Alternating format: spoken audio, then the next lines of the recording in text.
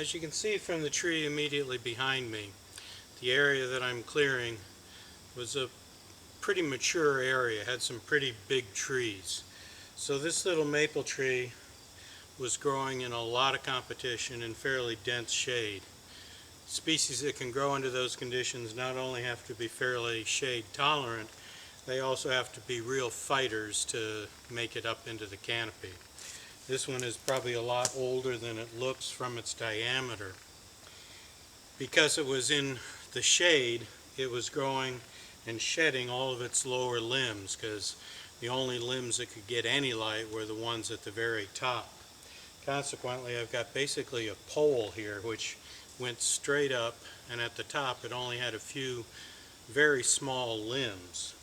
So I wasn't able to toss my line up and use any of those to fasten my safety line to, because they're really too small. So what I was faced with here was something that I had to climb straight up, advancing my safety line tie-in as I went, and that gets to be pretty tedious.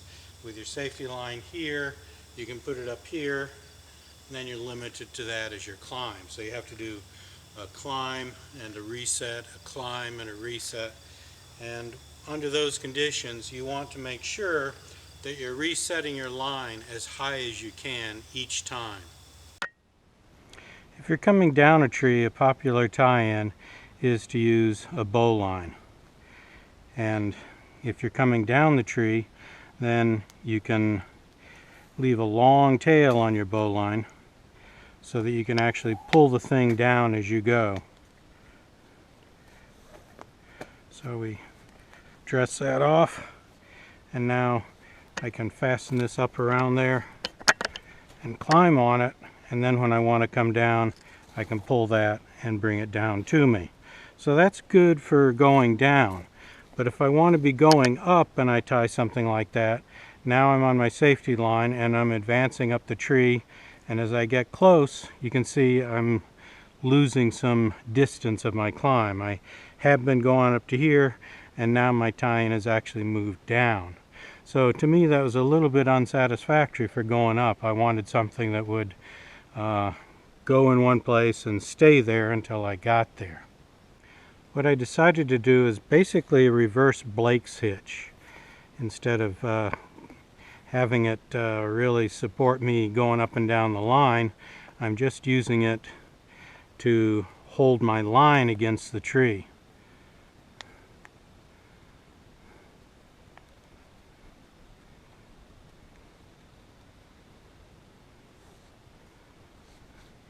Okay, so I don't want this really to be tight. I only want it to have enough tightness to it so that I can put it up against the tree, kick it in, and it's going to stay there as I go up and release the slack.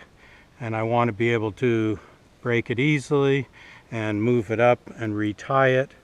So I'm not going to make this a real tight knot. I want it to slide easily on there.